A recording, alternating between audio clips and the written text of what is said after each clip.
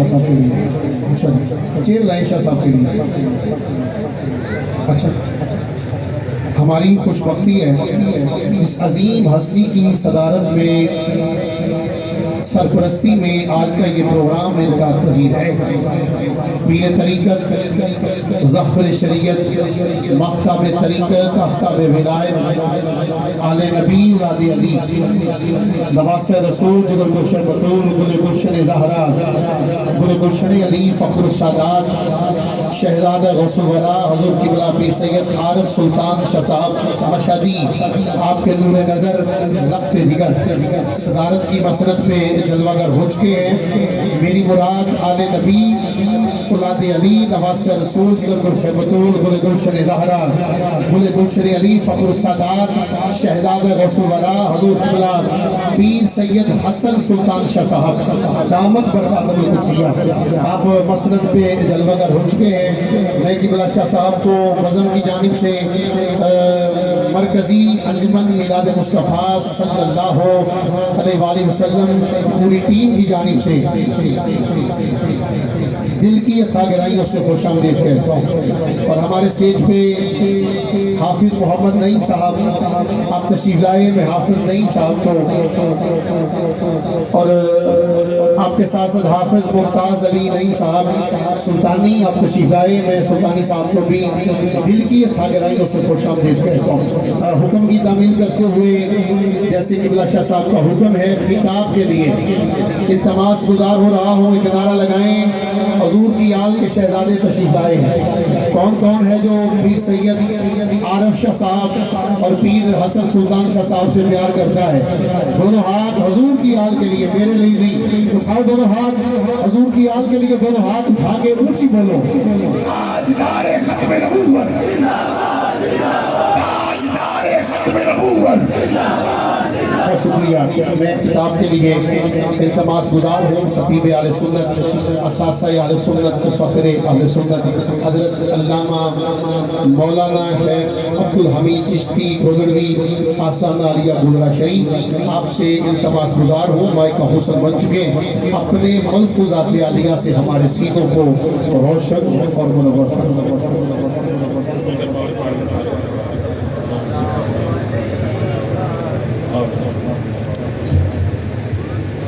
نحمده ونصلي ونسلم على رسوله الكريم اما بعد فاعوذ بالله من الشيطان الرجيم بسم الله الرحمن الرحيم ما كان محمد أبا أحد من رجالكم ولكن رسول الله وخاتم النبيين وكان الله بكل شيء عليما. صدق الله مولانا العظيم. إن الله وملائكته يصلون على النبي يا أيها الذين آمنوا صلوا عليه وسلموا تسليما. اللهم صل على محمد وعلى آل محمد وبارك وسلم. برادران اسلام، اللہ تعالیٰ کا فضل و کرم اور اس کے محبوب مکرم صلی اللہ علیہ وآلہ وسلم کی چشم رحمت کا صدقہ آج کی اس مقدس محفل میں ہمیں حاضری کا شرف نصیب ہوا ہے. اللہ رب العزت حضور کی آل پاک کا صدقہ ہم سب کی حاضری اپنی بارگاہ میں قبول و منظور فرمائے. کریم آقا صلی اللہ علیہ وآلہ وسلم کی بارگاہ اللہ رب العزت کی ذات کے بعد کائنات عالم میں وہ ادبگاہ ہے جس کے آداب خود رب ذوالجلال قرآن میں نازل فرماتا ہے. 1,24,000 کم و بیش پیغمبر دنیا میں تشریف لائے. جو نبی بھی دنیا میں آیا وہ ایک مخصوص وقت کے لیے نبی بن کے آیا. اپنا اس کا اس جہان میں جو زمانہ نبوت ہے، میں چونکہ گولڑ شریف سے آیا ہوں، وہاں سے تعلق رکھتا ہوں، تو بنیادی طور پر عقیدہ ختم نبوت کے حوالے سے یہ سبجیکٹ ہر وقت ہمارے ذہن موضوع رہتا ہے. اس لیے میں مختصر وقت میں 2-3 باتیں آپ کی گوش گزار کرنے کی سعادت حاصل کرنا چاہتا ہوں، اور اس دوران میری ادنا سی خواہش یہ ہے کہ آپ حضرات دل و دماغ کو حاضر کر کے میری گفتگو کو سنیں، کیونکہ میں آپ کے سامنے حضرت مہر علی کی تعلیمات کا خلاصہ بیان کروں، اور ہماری حدیث کی کتابوں میں جامع صحیح مسلم دوسری بڑی کتاب سمجھی جاتی ہے۔ دنیا کے ہر مدرسے میں جہاں بھی اہل سنت کا مرکز قائم ہے، اہل سنت سے مراد حنفی، حنبلی، شافعی، مالکی، 4 اماموں کے ماننے والے، اتباع کرنے والے، ان کے مقلدین، ان سب کے مجموعے کو اہل سنت کہا جاتا ہے۔ تو جہاں بھی یہ مراکز ہیں وہاں پر جو حدیث شریف پڑھائی جاتی ہے، تو اس کورس میں بڑی کتابوں میں دوسرے نمبر پر جو مقام ہے وہ جامع صحیح مسلم کا ہے، اور صحیح مسلم کے مقدمے میں امام مسلم ایک روایت لاتے ہیں، وہ آپ حضرات نے غور سے سننی ہے کہ آج کے اس پرفتن دور میں جبکہ اسلام پر، دین پر ہر حوالے سے طاغوتی قوتیں، بیرونی طاقتیں، لا مذہب اور لا دین لوگ حملہ آور ہیں، اور ہماری نوجوان نسل جو سکولوں میں، کالجوں میں، یونیورسٹیوں میں پڑھتی ہے، ان کو بھی اسلام کے بیسک نصاب سے اور اسلامی تعلیمات سے محروم کرنے کی پوری کوشش کی گئی ہے، اور پھر گھر میں بھی آج کے دور میں وہ تعلیم و تعلق اور دینی ماحول نہیں ہے جو آج سے پہلے ہوتا تھا۔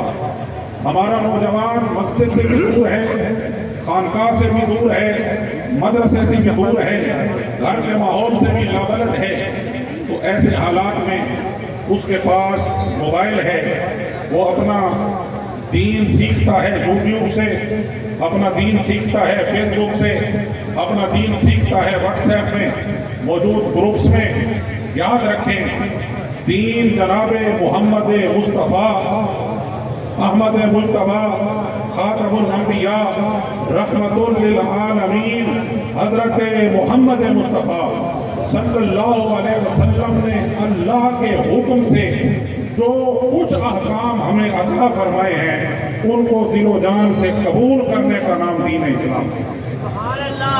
دین حضور کی زبان اقدس سے نکلے ہوئے الفاظ کے تقدس کا نام ہے۔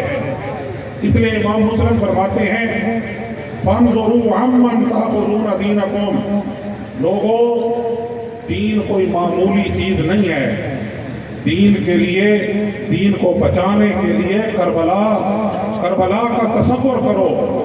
آج اگر تیری مسجد آباد ہے، آج اگر تیرا مدرسہ آباد ہے، آج اگر تیرے گھر میں کلمہ پڑھا جاتا ہے، آج اگر تجھے قرآن نصیب ہے، آج اگر تو یہ محفل نعت سجا کے بیٹھا ہے، آج اگر تو میلاد کی محفلیں سجاتا ہے، آج اگر تو آزادی سے کلمہ پڑھتا ہے، تو یہ سیدہ فاطمہ کے لال امام حسین کا احسان ہے، کسی اور کے کلمے پڑھ رہا ہوتا۔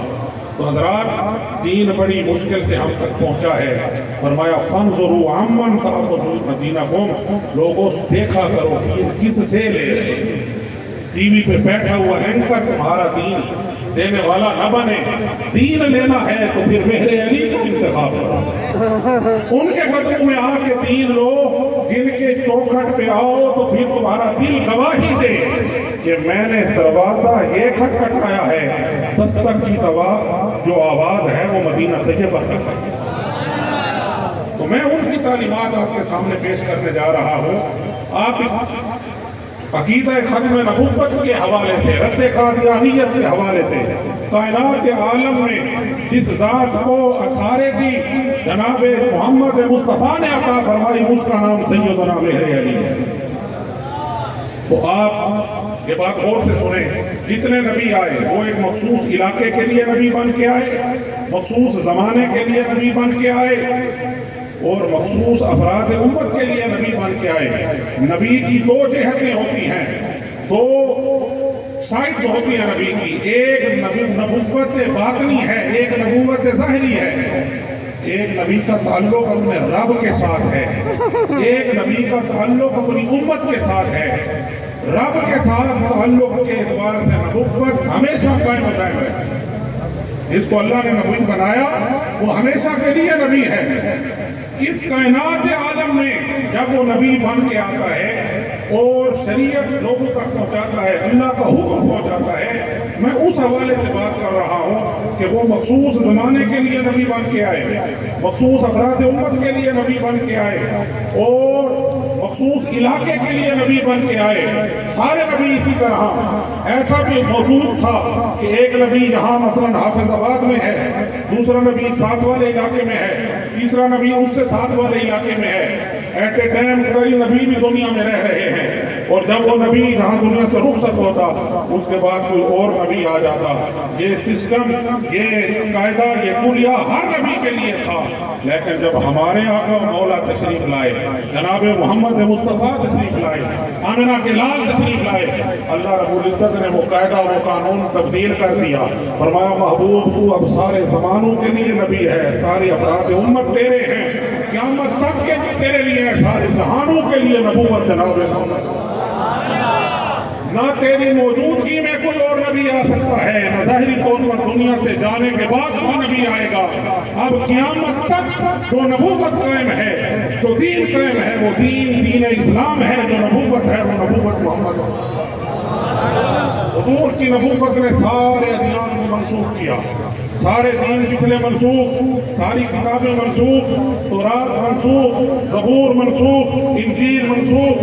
حضرت سیدنا عمر فاروق امیر المومنین خلیفۃ الرسول رضی اللہ تعالی عنہ تورات کا نسخہ لے کر، تورات کی کتاب لے کر، تورات موسیٰ علیہ السلام پہ نازل ہوئی، حضور کی بارگاہ میں آئے، کہنے لگے یا رسول اللہ یہ ہذہ نسخۃ التوراۃ، یہ تورات کا نسخہ ہے، یہ تورات ہے۔ سرکار نے چہرہ پھیر دیا، سرکار نے چہرہ پھیر دیا، پھر عرض کی یہ تورات ہے۔ حضور کے چہرے اقدس پہ ناراضگی کے آثار آئے۔ حضرت ابوبکر صدیق رضی اللہ تعالیٰ عنہ نے دیکھ کے فرمایا عمر یہ کیا قسم کر رہے ہو، حضور کا چہرہ تو دیکھو، حضور کے چہرے اقدس پر ناراضگی ہے۔ حضرت عمر فاروق نے جب حضور کی طرف دیکھا، دیکھ لیا کہ حضور کے چہرے اقدس پر جلال ہے، حضور ناراض ہو رہے ہیں۔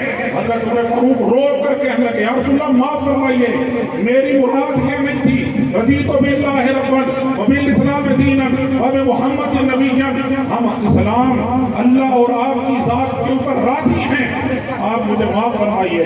حضور نے کیا ارشاد فرمایا؟ حضور نے فرمایا یہ تورات میرے سامنے نہ کرو، قرآن آ گیا ہے، اب کوئی گنجائش نہیں ہے۔ اگر موسیٰ علیہ السلام بھی اس وقت موجود ہوتے وہ بھی میری پیروی اور اتباع کرتے، موسیٰ پیغمبر اگر ہوتے اس دنیا میں موجود ہوتے وہ بھی میری پیروی کرتے۔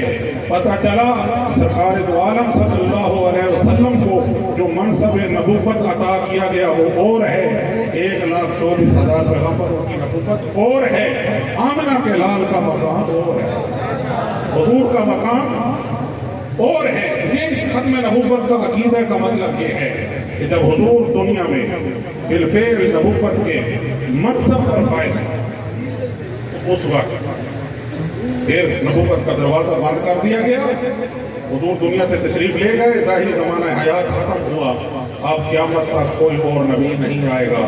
وہ ماں ہی پیدا نہیں ہوگی جس کی جھولی کے اندر کوئی نبی آ سکے۔ یہ حضور کی امی جان سیدہ طیبہ طاہرہ حضرت سیدہ آمنہ سلام اللہ تعالی علیہا، ان کا مقدر تھا کہ ان کی پاک گود میں پاک محمد ختم نبوت کا تاج پہنے۔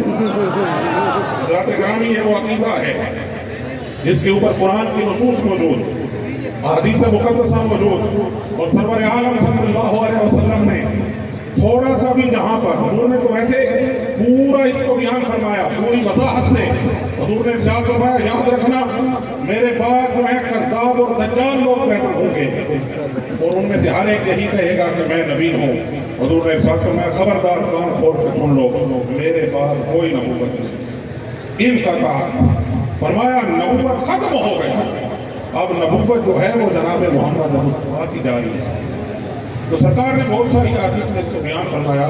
میں عرض کر رہا ہوں اگر تھوڑا سا کہیں پہ فہم بھی ہوا نا کہ کسی کے ذہن میں شاید نبوت والا مانا چلا جائے تو حضور نے اس وہم کو بھی غزوہ تبوک کا موقع ہے. حضور تشریف لے جا رہے ہیں. تاریخ میں سیرت کی کتابوں میں آپ پڑھیں حضور نے فرمایا مدد کرو, سارے زندہ کیا, سارے اپنی خدمت پیش کرو, سارا تیاری کی. جب روانہ ہونے لگے یہی وہ موقع ہے جو تاریخ کی کتابوں میں آپ لوگوں نے پڑھا ہوا. حضرت ابوبکر صدیق گھر کا سارا سامان حضور کے قدموں میں لے کر آئے. حضرت عمر فاروق گھر کا آدھا سامان لے کر آئے. کتنے سو اونٹ اور گھوڑے لے کر حضرت عثمان غنی آئے. سب کچھ حضور کی بارگاہ میں پیش ہو رہا ہے. لیکن جب لشکر روانہ ہو رہا ہے غزوہ تبوک کے لیے, کافروں سے لڑائی کے لیے, وہ سارے جا رہے ہیں لیکن جناب حیدر کر رہا ہے. مولا مرتضیٰ مشکل کشا شیر خدا سیدنا مولا علی کرم اللہ تعالی وجہ کریم آپ کو حضور نے روک دیا. فرمایا علی کیوں نہیں جانا؟ حضرت علی نے عرض کی یا رسول اللہ آپ مجھے ان عورتوں میں, بچوں میں, بوڑھوں میں کیسے چھوڑ کے جا سکتے ہیں؟ آپ مجھے ساتھ لے جائیں. وہاں غزوہ ہے, لڑائی ہے, وہاں پر میں تو مرد میدان ہوں. سرکار کو علم تھا سفر کر کے تبوک کے مقام پہ جانا ضرور ہے لیکن وہاں پہ لڑائی نہیں ہونی, اور جب لڑائی نہیں ہونی تو پھر علی کی ضرورت بھی نہیں ہے. فرمایا علی تم نے نہیں آنا. جب حضرت مولا علی کی چہرے پر تشویش دیکھی تو سرکار نے جملہ بولا. حضور نے ارشاد فرمایا اما ترضى ان تكون منی بمنزلۃ ہارون من موسیٰ. اے علی کیا تو اس بات پہ راضی نہیں ہے کہ تیرا مرتبہ میرے ساتھ وہ ہے جو ہارون کا موسیٰ کے ساتھ. ہارون علیہ السلام کا موسیٰ علیہ السلام کے ساتھ تھا, تو میرے ساتھ وہ تعلق رکھتا ہے. یہ سرکار نے مجھ پہ جاں فضا فرمایا, خوشخبری فرمائی. حضرت علی کے منصب کو, حضرت علی کی عظمت کو آشکار فرمایا. فرمایا تیرا میرا رشتہ وہ ہے جو ہارون علیہ السلام کا موسیٰ علیہ السلام کا آپس میں تھا. اب موسیٰ علیہ السلام بھی نبی تھے, ہارون علیہ السلام ان کے بھائی تھے, وہ بھی نبی تھے. کسی کے ذہن میں یہ بات جا سکتی تھی, یہ وہم جا سکتا تھا کہ ہو سکتا ہے حضرت کے بعد حضرت مولا علی بھی وہ بھی نبوت سے سرفراز ہو. تو سرکار نے اس وہم کو دور فرمایا. فوراً ارشاد فرمایا الا انہ لا نبوت بعدی. فرمایا ہاں علی فرق صرف یہ ہے کہ موسیٰ علیہ السلام کے بعد ہارون علیہ السلام بھی بطور نبی تھے. تیرا اور میرا رشتہ وہی ہے, تو میرے ساتھ اسی طرح ہے جیسے ہارون موسیٰ کے ساتھ تھے. فرق یہ ہے کہ میرے بعد نبوت کا دروازہ بند, اب میرے بعد کوئی نبی نہیں. تو ہم مہر علی کے غلام, ہم یہ کہنے پہ مجبور ہیں مرزا قادیانی کے پیروکاروں سے کہ بے وقوفو, جب جناب محمد مصطفیٰ کے بعد مولا علی جیسی ہستی نبی نہیں بن سکی تو پھر اور کون ہے؟ اس کا پتہ چلا حضور کے بعد اب قیامت تک کسی اور نے بھی نبی بن کے, اور جو بھی نبوت کا دعویٰ کرے گا وہ جھوٹا ہوگا, دجال ہوگا, کذاب ہوگا.